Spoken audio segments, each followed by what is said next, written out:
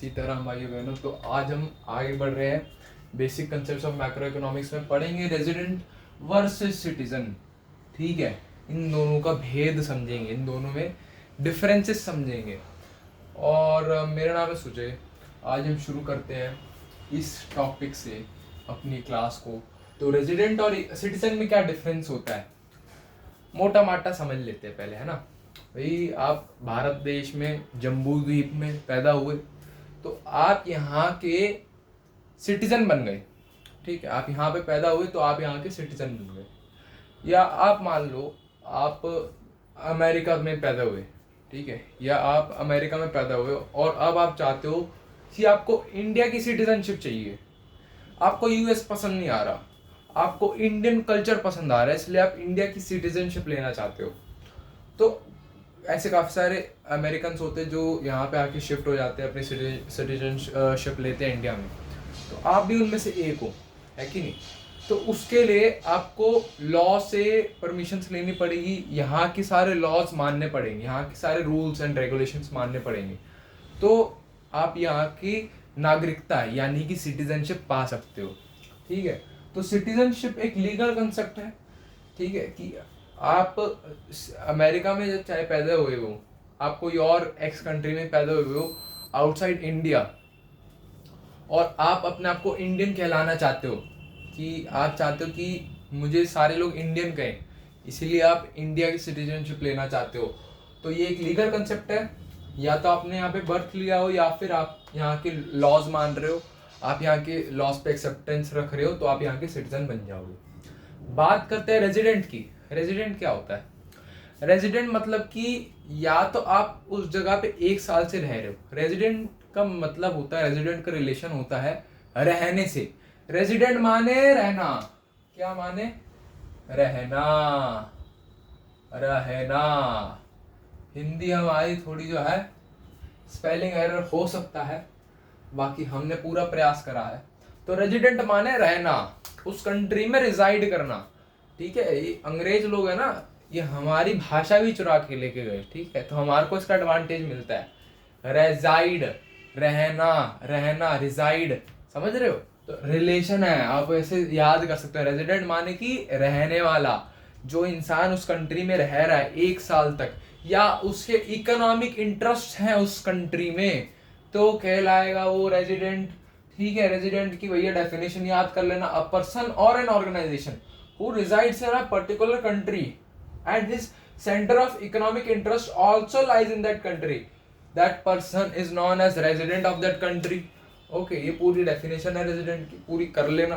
ठीक है, that person is known as, that person और organisation is known as resident of a country.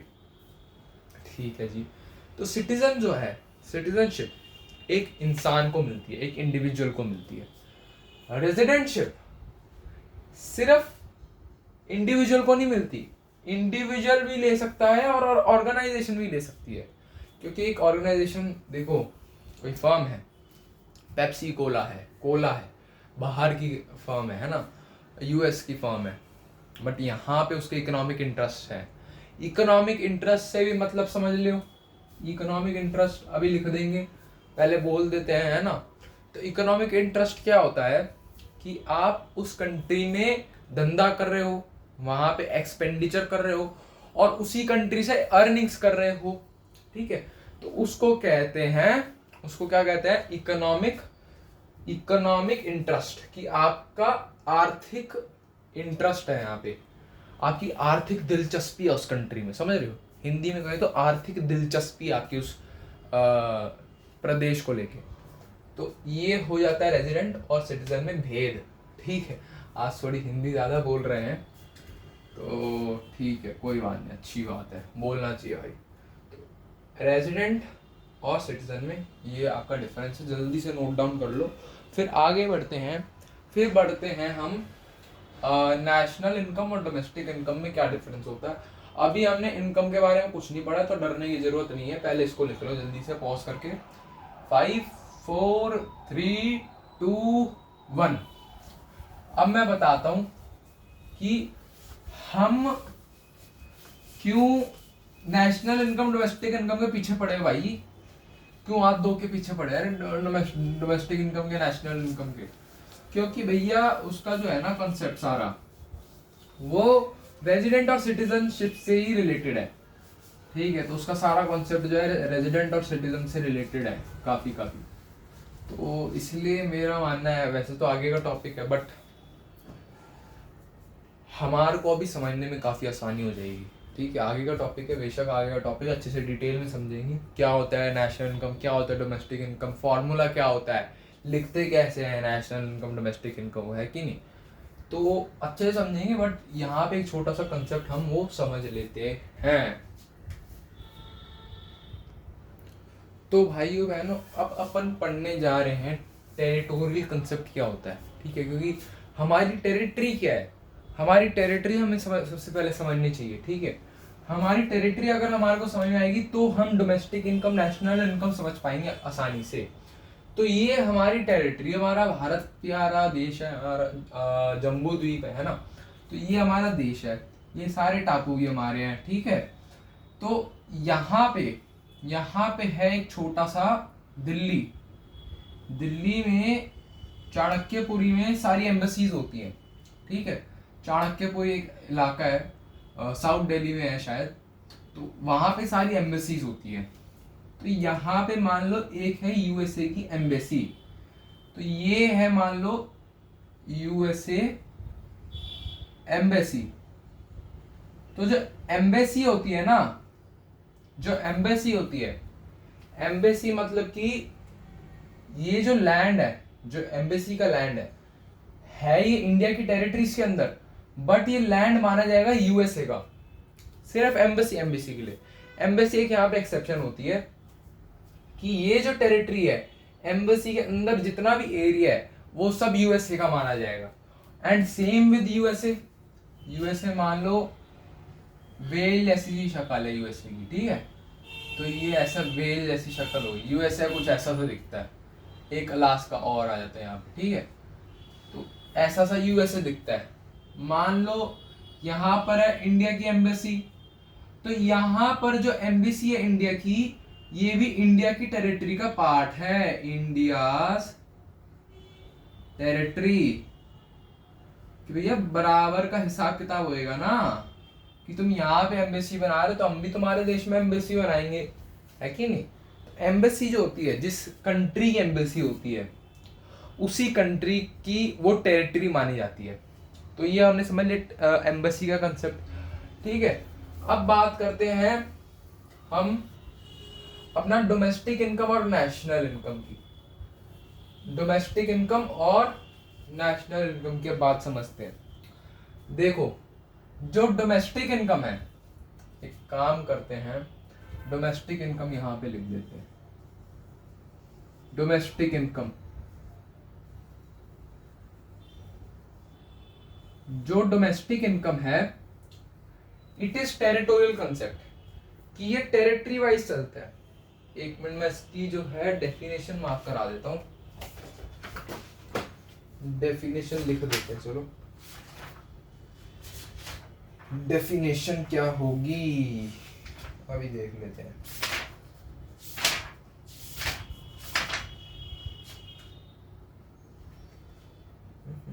It is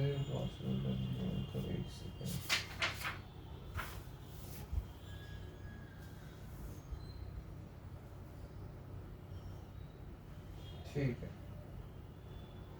तो domestic income होती है,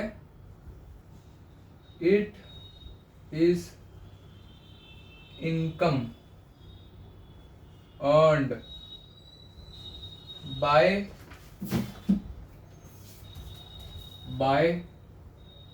factor services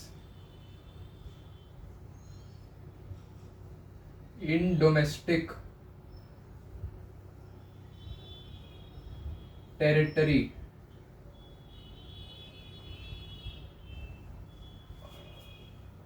in domestic territory of a country, domestic territory, यहाँ पे spelling गलत हो गई टेरिटरी की, देख लेना या सही कर लेना, ठीक है? Domestic territory of a country, ठीक है। It is income earned by factor services in domestic territory of a country, कि जो हमारी डोमेस्टिक टेरिटरी है यहाँ पर चाहे फॉरेनर आके पैसा कमाए लेकिन वो डोमेस्टिक इनकम में इंक्लूड होएगा। यहाँ पे मान लो एक दुकानदार है हमारे देश में, ठीक है। ये दुकानदार का जो बोर्ड है, ये मान लो ये है विदेशी दुकानदार, विदेशी दुकान, ठीक है। और ये जो है हमारे ही देश में रहने वाला कोई बंदा है जिसकी हमारे देश में दुकान है, ठीक है। तो हमारे देश में दुकान है किसी फॉरेनर की, बट जो वो इनकम यहाँ पे अर्न करेगा by rendering his factor services, मतलब हमारे देश में आके जो अपनी फर्म के लिए जो फैक्टर सर्विसेज वो यहाँ पे देगा, जैसे कि यहाँ पे अब आया है तो एंटरप्रेन्योरशिप वाली सर्विस दे रहा है ना हमारे कंट्री को, एक तरह से कि भैया यहाँ पे एंटरप्रेन्योरशिप स्किल्स दिखा रहा है तो ही तो अपनी दुकान चला पाएगा। तो ये जो एंटरप्रेन्योरशिप कर रहा है और जो भी पैसा कमाएगा वो सारा डोमेस्टिक इनकम में इंक्लूड होएगा। जो हमारे ही नागरिक हैं, जो हमारे ही सिटीजन हैं, और वो भी अगर देसी दुकान खोल लेते हैं, ठीक है, देसी दुकान, तो ये लोग भी जो हैं इनकी भी जो इनकम होगी वो भी डोमेस्टिक इनकम में कैलकुलेट होगी। मतलब जो भी हमारी टेरिटरी में होएगा, जो भी इनकम हमारी टेरिटरी में अर्न होगी वो सारी डोमेस्टिक इनकम ऑफ इंडिया में ऐड होएगी। अब जैसे यूएसए था, ठीक है ना, यूएसए में जो हमारी एम्बेसी थी, ये हमारा है मछली सा यूएसए, तो यहाँ पे जो मान लो एम्बेसी थी, ठीक है ना, यहाँ पे इंडिया की जो एम्बेसी थी, यहाँ पे भी कोई इनकम अर्न हो रही है तो वो भी डोमेस्टिक इनकम में ही ऐड होएगी। तो ये होता है डोमेस्टिक इनकम का concept. Domestic income is a territorial concept, ये भी लिख सकते हो, it is a territorial concept, ठीक है। तो ये होता है हमारा डोमेस्टिक इनकम। अब यहाँ पे जो है सिटीजनशिप से, रेजिडेंटशिप से कोई फर्क नहीं है।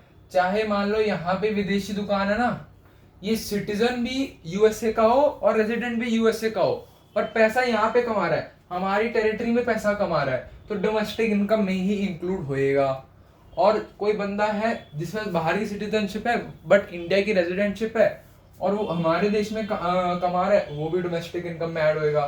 कोई बंदा है जिसके पास सिटीजनशिप हमारी कंट्री की है, रेजिडेंटशिप बाहर की कंट्री की है, पर वो हमारे देश में कमा रहा है, वो भी डोमेस्टिक इनकम का ही पार्ट होगा। अब बढ़ते हैं हम नेशनल इनकम की तरफ, फिर उसके बाद कुछ एग्जाम्पल क्वेश्चंस पढ़ेंगे, ठीक है। ये मैं इसलिए पढ़ा रहा हूं क्योंकि अभी पढ़ाऊंगा, क्योंकि हमने अभी ताजा याद करा है कि रेजिडेंट क्या होता है, सिटीजन क्या होता है ना। तो आपको अभी जो है ना दिमाग में रेजिडेंट, सिटीजन ये सभी घूम रहा है, तो अभी ये इससे रिलेटेड कॉन्सेप्ट्स करा दो तो याद रह जाएगा, ठीक है। अब बात करते हैं नेशनल इनकम के बारे में। नेशनल इनकम,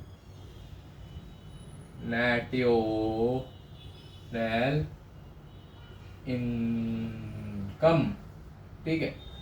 अब बात करो भैया जी नेशनल इनकम के बारे में। ये जो है ये है रेजिडेंट कॉन्सेप्ट। यहाँ पे एक सेकेंड, हाँ, ये रेजिडेंट कॉन्सेप्ट होता है एंड यहाँ पे जो इनकम रेजिडेंट कमा रहा है आपकी कंट्री का, वो इसमें ऐड होएगा कि हमारी कंट्री का रेजिडेंट है पर अमेरिका में जाकर पैसा कमा रहा है, तो वो हमारी कंट्री की नेशनल इनकम में ऐड होएगा। नेशनल इनकम ऑफ इंडिया में ही ऐड होएगा अगर वो रेजिडेंट इंडिया का है। पैसा चाहे जहां मर्जी जाके कमाए, इजिप्ट में कमाए, पाकिस्तान में कमाए, चाइना में कमाए, रसिया में कमाए, कहीं पे भी कमाए, यूक्रेन में कमाए, पर पैसा जो है जो नेशनल इनकम है वो इंडिया में ही ऐड होएगा, ठीक है। इसका भी जो है हम डेफिनेशन लिख देते हैं, ठीक है, डेफिनेशन लिख देते हैं भैया, रुको 2 मिनट रुको। हाँ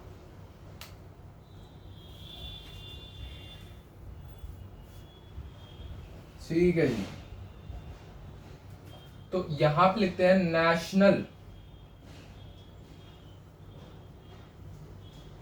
national income includes income earned, includes income earned, that is only factor income not transfer income। अच्छा, दोनों में ध्यान रख लेना एक बात, नेशनल इनकम में भी और डोमेस्टिक इनकम में भी यहाँ पे सिर्फ फैक्टर इनकम के बारे में बात करी जा रही है, ट्रांसफर इनकम के बारे में बात नहीं हो रही बबुआ, ठीक है। कोई गलत फहमी में रह रहे हो भैया, हमारे ऐसे डोमेस्टिक इनकम है, डोमेस्टिक इनकम था टेरिटोरियल कंसेप्ट, ठीक है। हमारे को बाहर से रेमिटेंसेस आ रहे हैं तो वो भी नेशनल, वो डोमेस्टिक इनकम में माने जाएंगे, नहीं। वो रेमिटेंसेस क्या होता है, यूनिलेटरल ट्रांसफर्स, यूनिलेटरल ट्रांसफर्स, या फिर आप कह सकते हो ट्रांसफर इनकम्स, ठीक है ना। तो ये सब जो चीजें हैं, जो ट्रांसफर इनकम्स हैं, वो सब नहीं आएगा नेशनल इनकम और डोमेस्टिक इनकम में, ये भी लिख लेना भैया, कहीं कोई लिखा है गलती से कुछ। That is only factor income, only factor income and not transfer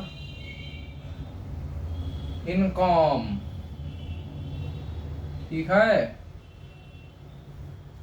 तो यानी कि यहाँ पे सिर्फ फैक्टर इनकम आएगी, कोई ट्रांसफर इनकम नहीं आएगी। Bye normal residents of the country, bye normal residents, residents माने रहने वाले, रेजिडेंट्स ऑफ द कंट्री, जल्दी से लिखते हैं, as a reward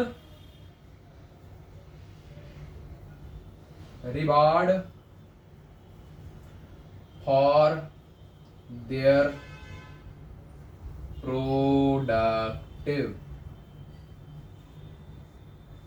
productive services,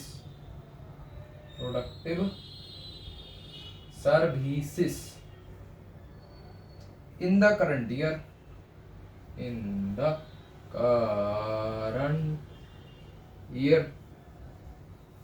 ठीक है जी।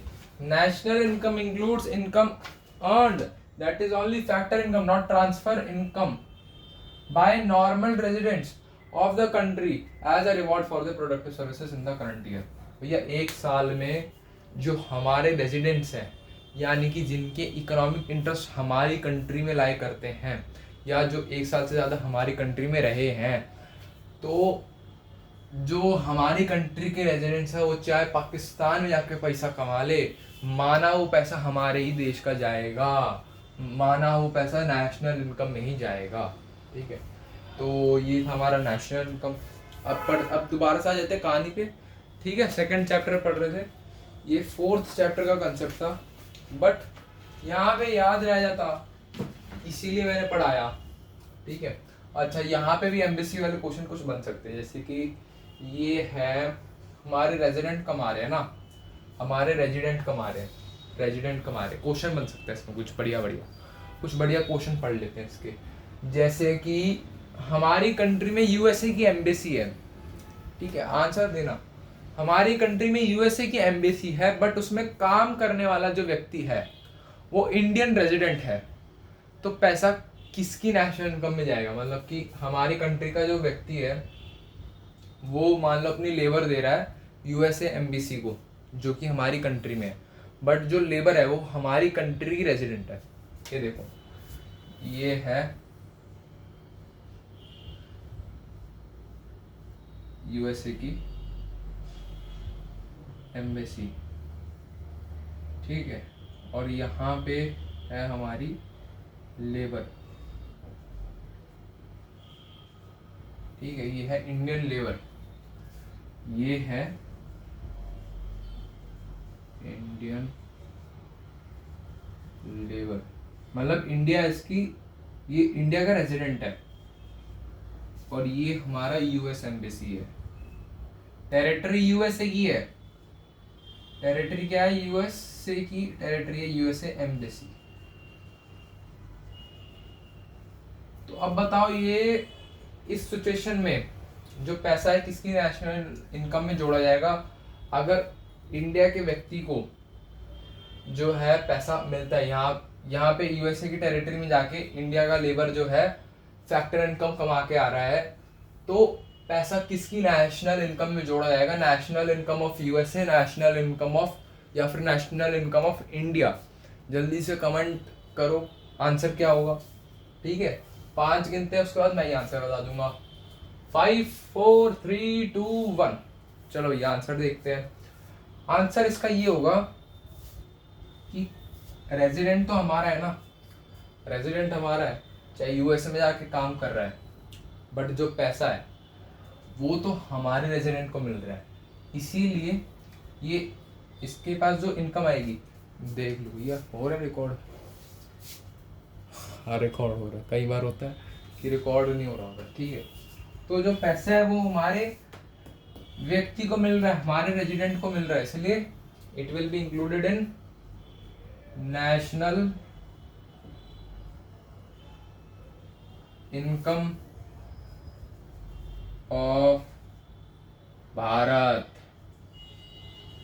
ठीक है, तो ये इंडिया की नेशनल इनकम में ऐड हो जाएगा। और जिन्होंने सही आंसर दिया उनको रिस्पेक्ट। ठीक है भैया, उनको जो है रिस्पेक्ट, और उनको ही जो है मिशन पास्ट। ठीक है, तो ये हो गया मिशन पास्ट। तो ऐसे ही लल्लू और पंजू क्वेश्चन आते हैं एकदम आसान से, फिर भी देख लेते एक बार बुक में से। ठीक है ना, कुछ क्वेश्चन पढ़ लेने चाहिए तो बढ़िया रहता है। ये खुल गया हमारा क्वेश्चन।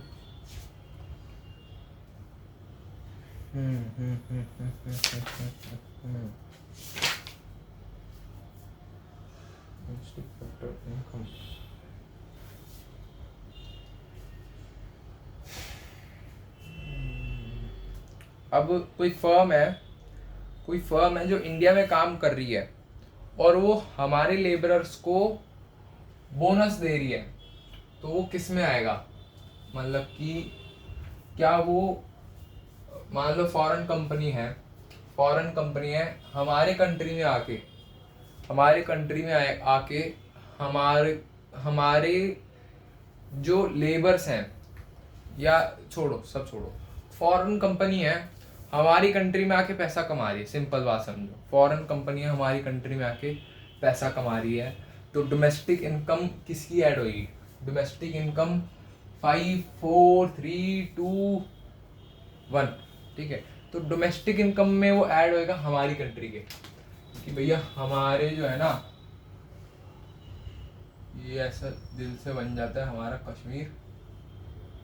ठीक है, जो भी है मैप, ठीक है, काफ़ी सारा आगे जाता है।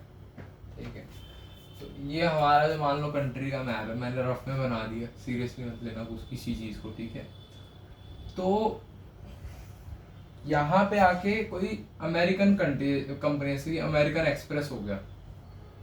ठीक है, अमेरिकन एक्सप्रेस जो है वो यहाँ पे काम कर रहा है, तो डोमेस्टिक इनकम किसकी बढ़ेगी? यहाँ पे कुछ प्रॉफिट कमा रहा है, डोमेस्टिक इनकम किसकी बढ़ेगी? हमारी कंट्री की डोमेस्टिक इनकम बढ़ेगी। ठीक है, हमारी कंट्री की डोमेस्टिक इनकम बढ़ेगी, यूएसए की नेशनल इनकम बढ़ेगी। अगर अमेरिकन एक्सप्रेस यूएस रेजिडेंट है ना, रेजिडेंट तो ऑर्गेनाइजेशन भी हो सकती है ना कोई, तो अमेरिकन एक्सप्रेस अगर यूएस रेजिडेंट है तो नेशनल इनकम बढ़ेगी, नेशनल इनकम यूएस की बढ़ेगी, डोमेस्टिक इनकम इंडिया की बढ़ेगी। तो इस तरीके के क्वेश्चंस होंगे, आसान से क्वेश्चन होते हैं। मैं आपको पेज नंबर बता देता हूँ फिर भी। ठीक है, ये क्वेश्चंस कराना, क्वेश्चंस पढ़ लेना। ठीक है, अगर कोई डाउट हो तो मुझसे आप पूछ सकते हो। ये है 4.19 यहाँ पे होंगी आइटम्स इंक्लूडेड और एक्सक्लूडेड इन नेशनल इनकम, ठीक है, पूरी प्रैक्टिस कराना है इसकी। और उससे पहले मैं आपको दिखा देता हूँ, आपकी बुक में डिफरेंट होगा शायद, ये देखो यहाँ पे मेजरमेंट ऑफ नेशनल इनकम है ना, उसके बीच में है लगभग इस तरीके का, को सो जा,